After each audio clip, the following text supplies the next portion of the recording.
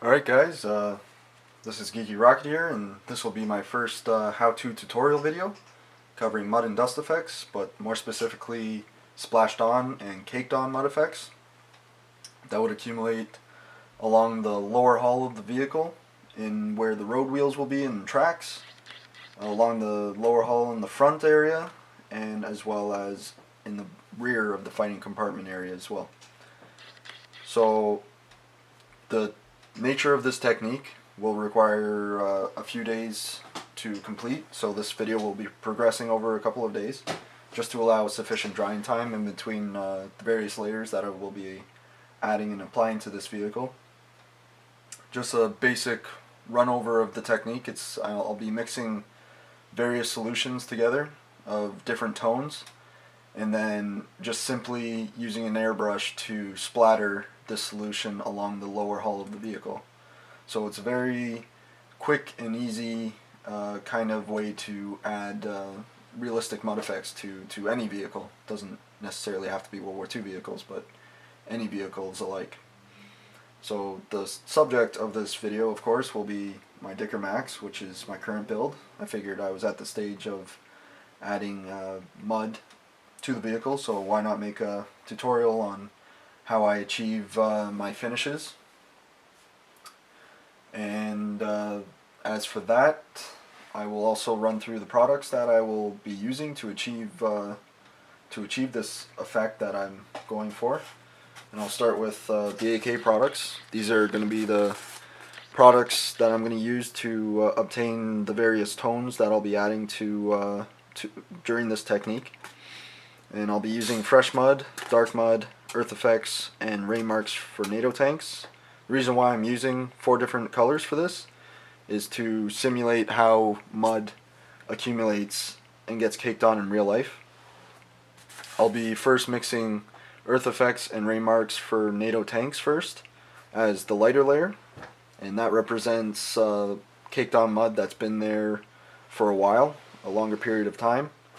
Then I'll go back and add a nice mixture of earth and dark mud. I'll mix those two together, and that will represent more recently accumulated mud to the lower hull of the vehicle. And then finally I'll be adding fresh mud, which represents and looks like wet mud with a brush. I won't be using the exact same technique, but with a brush instead, in an ununiform pattern along the running gear, as well as maybe a little bit of streaking on the front and rear of the fighting compartment. So that will be that. Actually, one more on the note of these AK products. The first time I tried this effect was on my Panzer IV build, which you guys might have seen, and I actually, for the first layer, I mixed up the dust effects and earth effects together, and I really didn't actually like how that layer came out. It was very, very gray and very light. It almost actually represented snow. It almost looked like accumulated snow or splashed on snow, which kind of really doesn't make sense, but that's what it looked like. So there's richer tones in the ray marks for NATO tanks solution. There's more ochre and brown. So I'm hoping mixing that with the earth effects will give it a more realistic, richer tone, more resemblant of caked on mud. So that's why I'm going to be using ray marks and not dust effects for the first layer. So moving along to this is Plaster of Paris, just basic Plaster of Paris. I picked that up at my local Canadian Tire. I'm sure you can find that at any local building supply store. This is a spatula, of course, for ease of dispense of the plaster into the mixing cup, which I will be mixing the various solutions together. The reason for the Plaster of Paris is to add volume, and once applied gives a more realistic texture. It looks like it's actually accumulated and built up. So that's why I'm using the plaster. This is a 1/4 inch flat brush. It doesn't have to be a 1/4 inch. This is the one I had on hand. And it also doesn't have to be a flat brush, but I do recommend using an old stiff brush the stiffer the brush, the better, because it gives it allows for more control when applying this technique. And of course a pipette, and because I'm using AK's enamel products, I'm going to be using their odorless thinner solution. Oops, let's try to get this to focus. So basically this is just odorless thinner that will be used not only for cleanup of the pipette and brush, but also to thin down the solution if need be. So enough rambling about what's going to be used, and let's get on to the actual technique itself. I'll be right back as I zoom right into the mixing cup, and I'll mix up the first layer and show you guys and go through my mixing ratio and how much plaster will be added, and then we'll get right to the actual weathering technique. So I'll be back in a few. Alright guys, and we're back. So like I said, for the first layer, I'll be mixing these two products together, Raymarks and Earth Effects. I'm going to be using a lot more Earth Effects and just tinting it with the Raymark solution, just to give it a nice overall lighter earth color to it. So let's go ahead and get started with mixing them.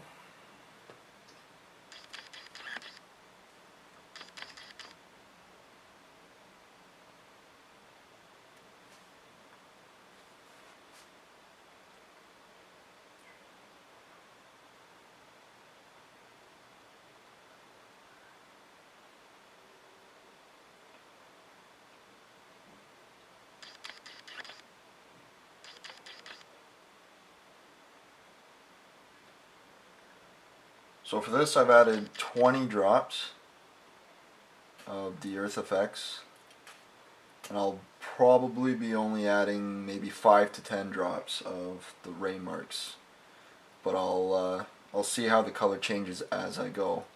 So I don't want to lighten this up too much and come out with the same result like I did in my Panzer IV build. So I'll put that aside. And again, make sure these are well shaken. Sometimes the sediment does accumulate on the bottom, which is definitely not the desired thing.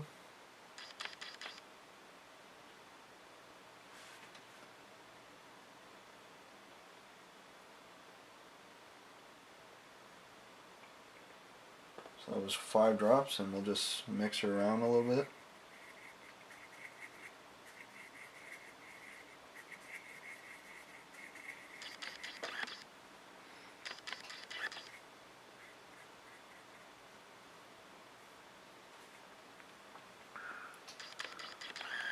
We'll zoom right in there, lighten her up a bit.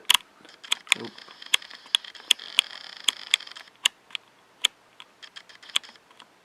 Does look a little green on the screen, but I can assure you it is like a nice dirty color. Actually, you know what, I think I might go just add 5 drops, so it's a what, 4-to-1 ratio of 4 parts Earth Effects to 1 part Raymarks. So then I'll go ahead and add some of the plaster to beef up the solution. And this, just add little by little. You don't want to go too much where it just absorbs and it's just like a thick, ice creamy kind of paste, and you don't want that because it dries out real quickly and it looks way too out of scale. So again, you may be able to see how little I am actually adding at a time. That actually might be enough. I'll go ahead and mix that all up. So just something like that. And again, this actually, you gotta eyeball it. Just make sure it's not too thick. And obviously I'm not making up a lot because you don't need a lot for this technique, but if we do run out, it's quite easy to make up a little bit more. I'm going to add just an extra little drop, and we'll see how that looks.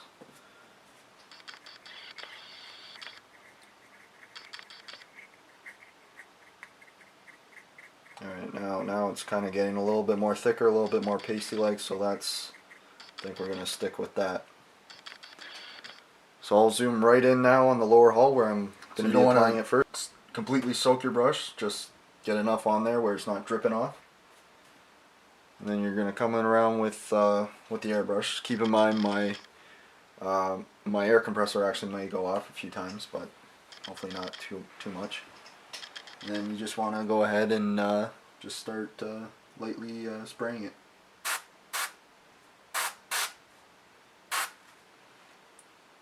You want to focus on more or less every part of the underhull. And if you get a little too much on, that's okay. You can go back over with the darker color and cover some of that up. That's not a problem.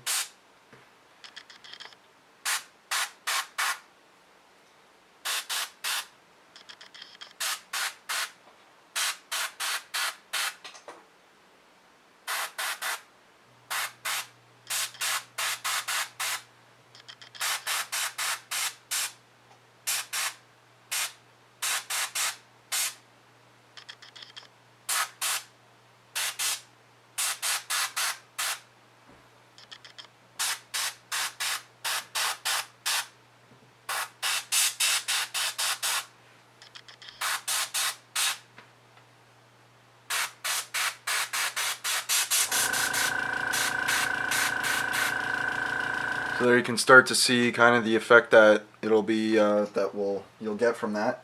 It is dark now, but don't worry, it will dry a lighter shade, and the darker shade will be a lot darker than what's been applied. So there'll definitely be a distinction between the two tones. But I'm going to quickly go all the way around.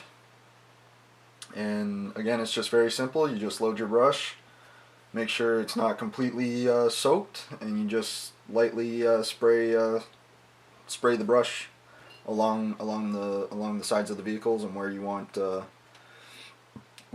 mud to accumulate. So I'll go ahead and finish up this side and then move around, and I'll show you the after product of how it looks when it's dry. Alright, so this is the first layer finished all along the lower hull. It's dried over 2 days now. I wasn't able to work on this yesterday, but so it's been given 2 days to dry, and I think it came out all right. I mean, I'm still trying to perfect this technique. This is, of course, only the second tank that I've done this to, so there are still some issues to work the bugs out of. One of the main issues that I had, and one thing to be careful of when using this technique, is the overspray. So what I should have done is I probably should have masked the upper hull area, or at least along the upper fenders, just so it would prevent splatter from reaching the tops and sides of the fighting compartment. But the one way I did get around that was whatever did hit the fighting compartment, because I don't think that's really realistic. I don't think mud would reach the absolute top of the fighting compartment. So what I did was after it had sat for a few minutes, I got a clean brush, dipped that in odorless thinner, or you could use white spirits, which is also by AK Interactive, and just get it moist enough, not soaked, but moist enough where it's not dripping off your finger.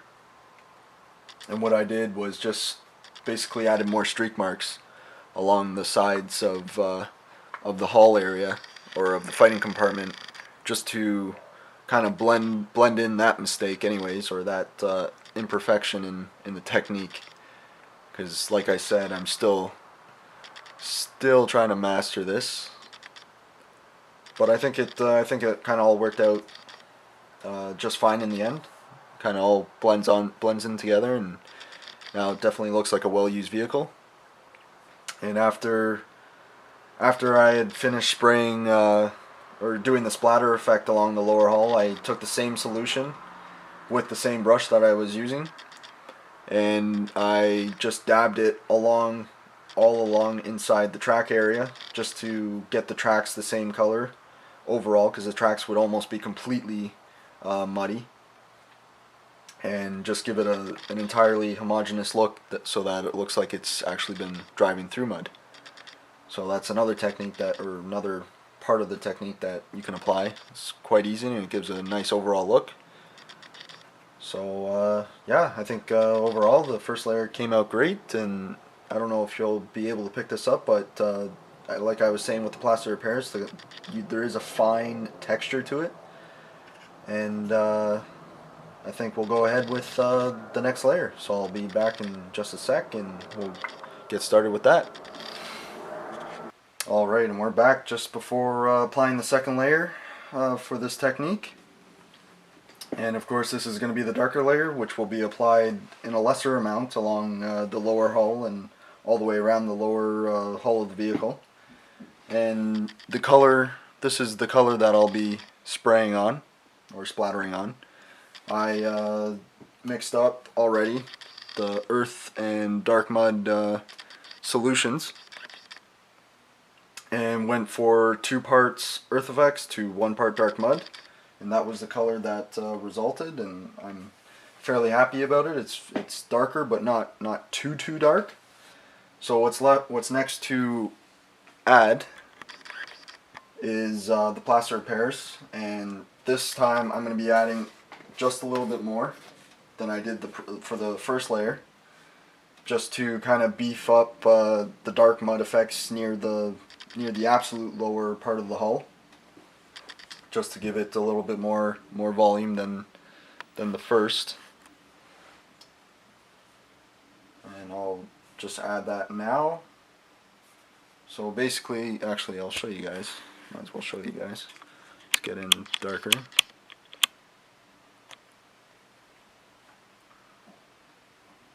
So I'll be adding a little bit more, as I said.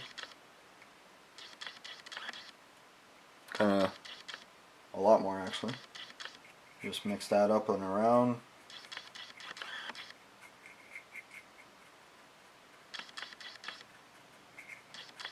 Probably add just a tad more.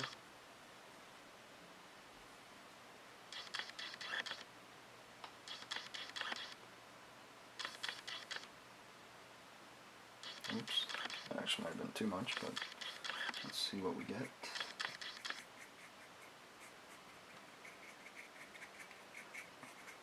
Actually, that is perfect.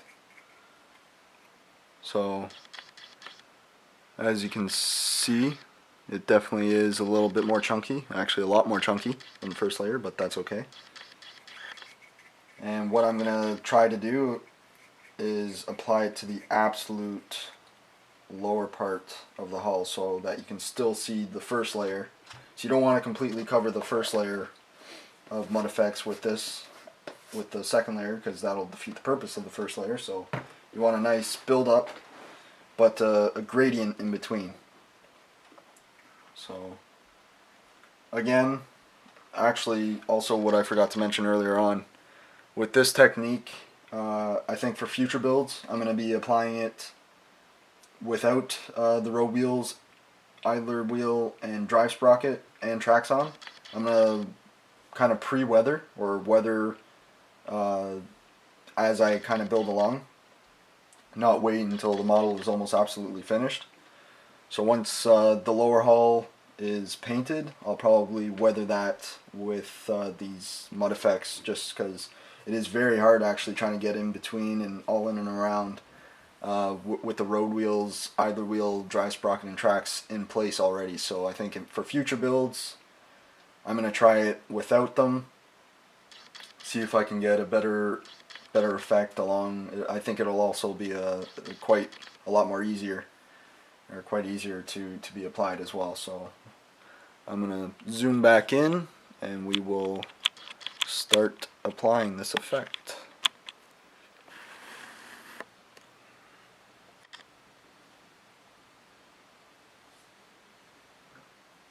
So again, you want to be very careful when applying this. It is hard to actually mask and film at the same time, so I'm going to try to be as careful as possible. And again, you want to kind of leave areas so that you can still see the original layer.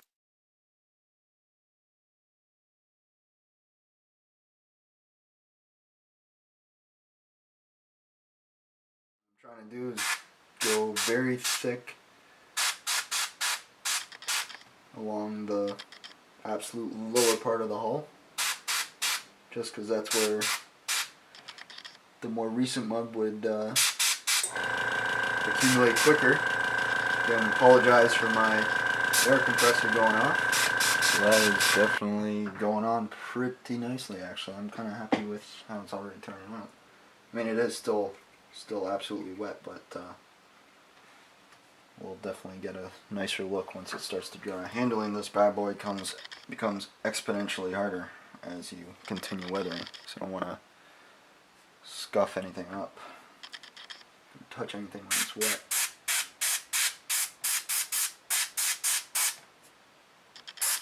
So I'll continue along this side, just the same way I did the first side.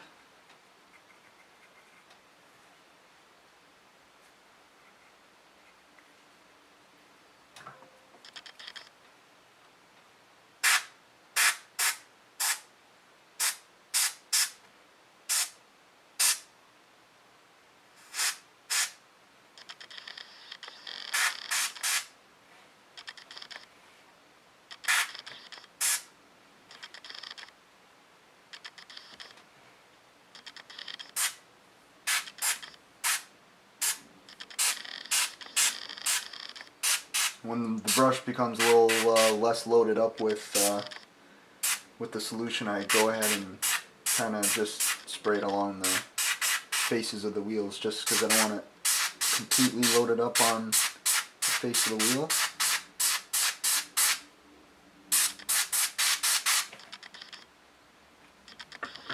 Like I said, just trying to concentrate as much as possible along the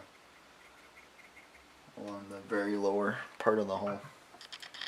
That is the theme for this layer.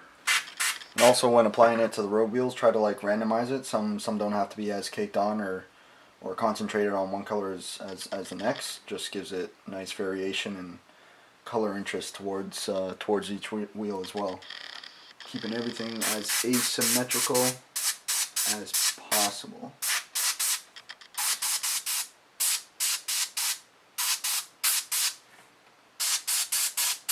And then of course, once I've gone through this layer, I'll be using what's left in the mixing cup to kind of dab all in and around the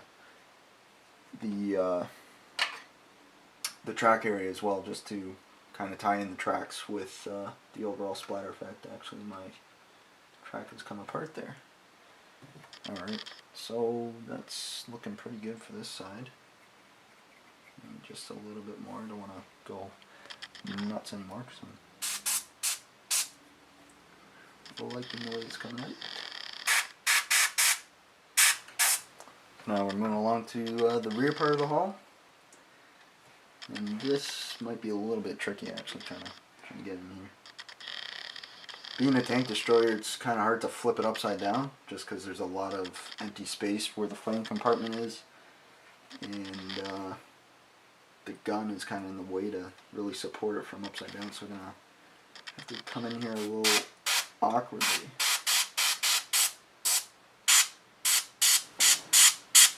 So it might be difficult to see as I go, but I'll definitely get a better zoom in and better shots once all this stuff is dried up. I just want to more or less show you the technique firsthand and how easy and simple it is to apply. And actually, this is kind of actually moving along pretty quickly as well. So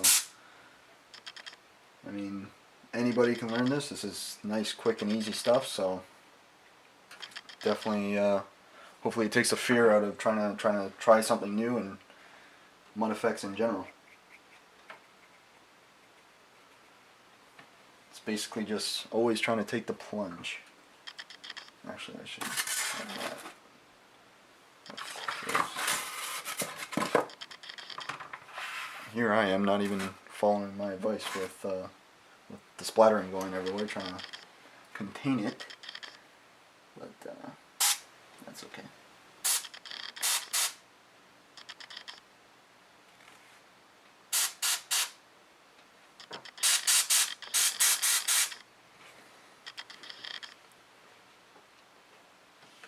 Kind of want to try to get in all the nook and crannies, kind of get it in as much as you can.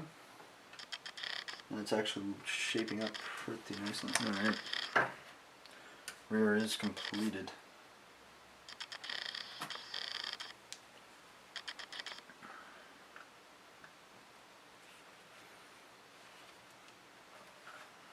So now on to the last part, which of course is the front of the lower hull. And this I'm going to go very, very carefully with. As goes with any kind of weathering stage, try not to rush this. This is the first time I'm doing it in front of a camera, so this is actually definitely a new learning experience for me. And it may not come out the best, but at least I get to show you guys what this technique's all about. Whenever you can, try to add as many inconsistencies as possible just to keep everything randomized and as realistic as possible, as that's how it would occur in real life. That is very nicely covered now. I think I might start adding it to the tracks. So basically what I'm doing is just same solution with same brush and just kind of stippling it or adding it in random places. Doesn't have to be everywhere because you don't want it to be uniform. So once it becomes uniform, it becomes very, very, I guess, boringish to the eye.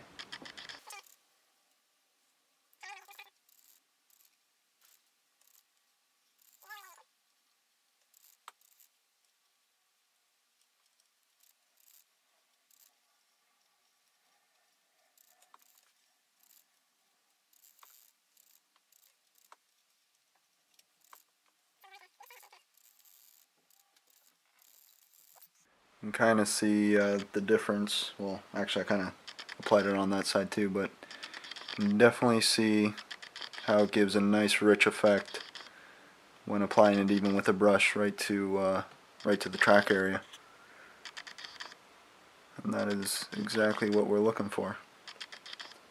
Different tone variations, and I mean you can also go ahead after and I might apply pigments as well just to give added effect and whatnot towards or to the tracks. Of course, keeping in mind trying to be consistent with the color of the groundwork as well, because you kind of want to try to blend it into the groundwork as much as possible as well. You don't want to have an offsetting color that has no bearing or effect towards the color of the ground. Otherwise, that kind of becomes unrealistic as well.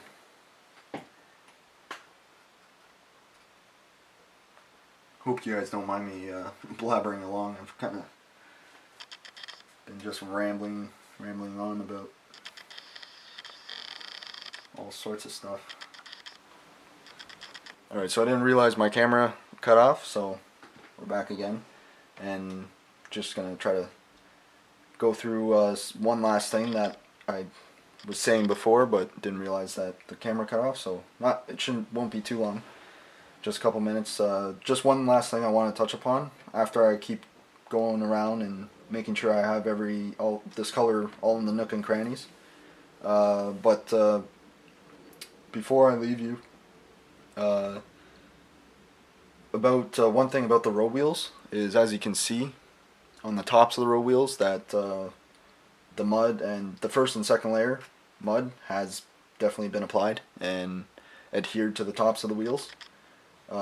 Realistically, I don't think that would happen. It would be dusty. There would be a dusty tone to the black or to the rubber color, but it wouldn't be completely filthy and caked on, as the friction or the rubbing action in between the tracks and the treads would kind of wear off any dirt that would accumulate on the wheels themselves.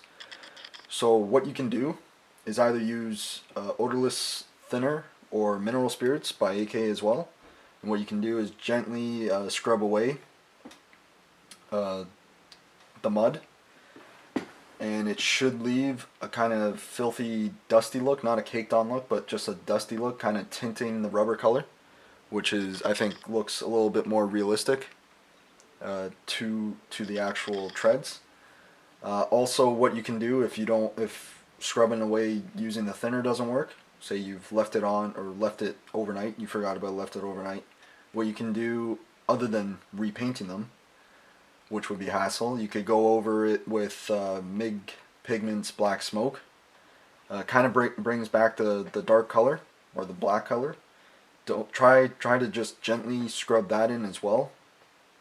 Don't completely throw it on the tops of the treads. Just kind of gently scrub it back in until you have a kind of dusty black look to the tops of the road wheels. That's what I'm gonna do later on, after or while this is drying. I'm gonna kind of go back with a thinner, try to scrub some of it off. And but yeah, I mean, as for that, I'm gonna just continue on getting in all the nooks and crannies, and I'll leave this overnight, and we'll be back again after this is dried.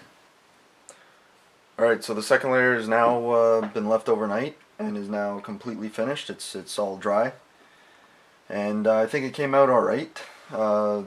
It didn't. It's not as contrasting as I thought it was going to turn out to be.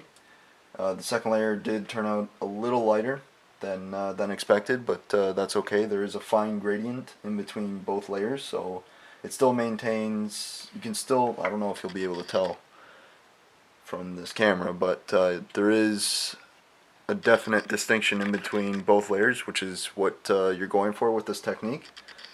Of course, if you want to add a higher contrast, then you would just use more of the dark mud in the second layer.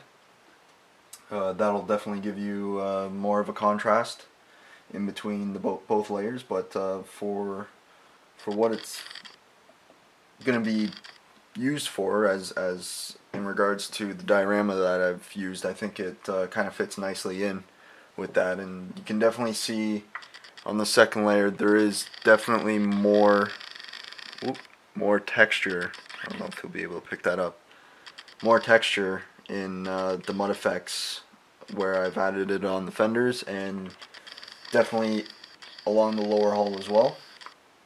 Again, it's a little bit harder to pick up on the camera from under the hull, but all in all, I think it's come out pretty nicely. As you may have noticed, I have started, because it came out, the second layer came out lighter. I went back over with dark mud, using a brush and just adding it sporadically along the road wheel area, as well as the drive sprocket and idler wheel. I think that'll give it a more variation in tones, give it more visual interest, and I think that's come out pretty good too. So now that I've added I guess a third layer, I'm going to go and add the fresh mud effects, and I'm going to be applying that exactly the same way as I had applied the dark mud with the brush that you can kind of pick up on some of the wheels here. So I'll be going and doing that now, and I'll be adding some vertical streaks, and that'll wrap up this technique. So I'll get started on that, and I'll just show you how easy this is to apply as well, and then she'll be good to go. Again, this is almost just like brush painting, with the exception that it's oil paints, and you're just going to be adding it in random spots just to give it a little extra emphasis on the mud. So it doesn't have to be a lot. Just add it sporadically, and keep it ununiform. Don't try to do it on every wheel. Just keep it as uniform as possible. That's the key to this part.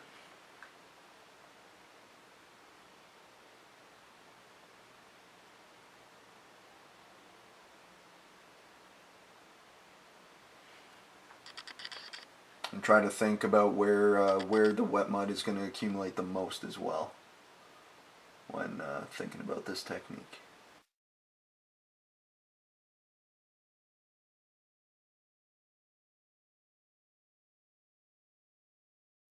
With the drive sprocket, I'm trying to get it inside where the sun wouldn't be hitting it as often, therefore drying it slower. I am going to add it to the front as well.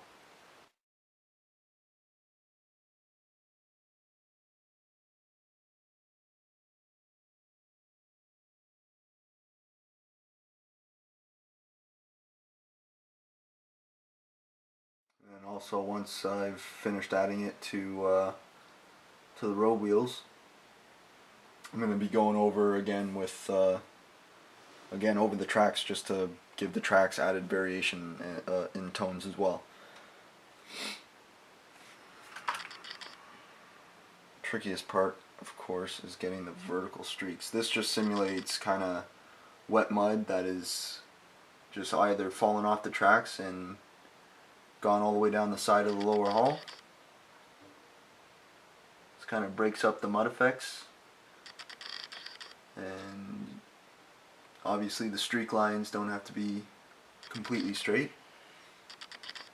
That is absolutely fine.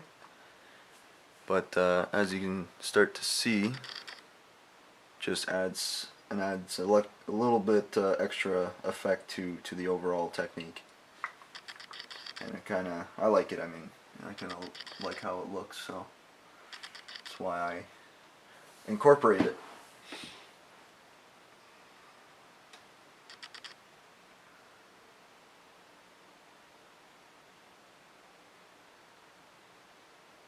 And also when you're doing these streaks, you don't have to go back with thinner and stump them. You just paint them on as carefully as possible, and try to break up the thickness of the lines as well. You don't want all the streaking to be the exact same size and occur in a uniform pattern, because that is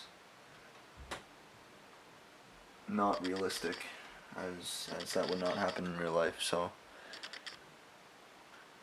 just keep going along the side. So I'm gonna finish up this side and the next side, and then I'll be back with the final product, and we'll wrap things up.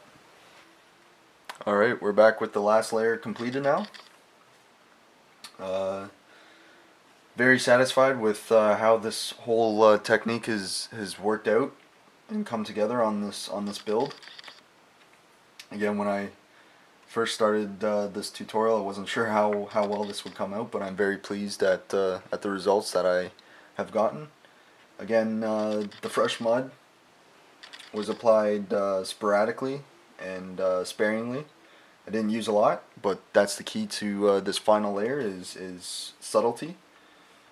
So basically I did a few streaking effects along the vertical sides of the lower hull.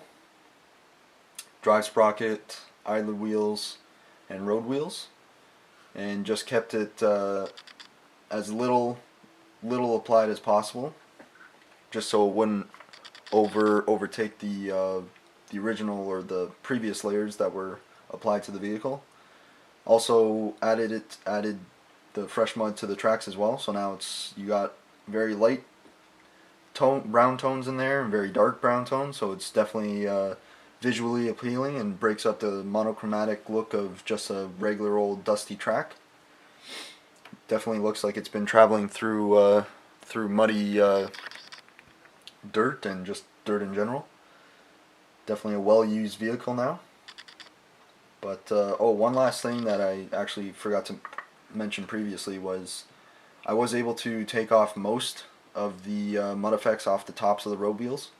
However, some of it was dry and it was a little difficult to take off, but I think you can tell that it's kind of given a dusty look, but you can still, well, maybe not. You can still kind of make out the black of the rubber or the road wheel.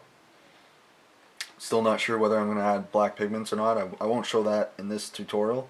If I do, you'll see it in the final reveal of this kit or of this build. As I'm actually now almost completely done. I'm like 99% done. There's only a few things left to do, so that'll be coming up shortly. But as for the mud splatter caked on technique, I think this sums it up. This is now complete. So hopefully you guys, I know this tutorial's gone on pretty long now. Hopefully you guys are still awake, and hopefully you guys can have learned something new, or given you newfound motivation to apply a different technique that you're maybe not familiar with or used to your own kits. So hopefully I've done some justice to this, and you guys can use this or add this to your repertoire of weathering techniques. Because when I first started with this technique on my Panzer IV, I was a little nervous, not gonna lie, but as you practice it, it comes out better and better each time. So definitely like how this one turned out, and I'll be that'll be it for this. So thanks for watching, and I'll see you guys soon.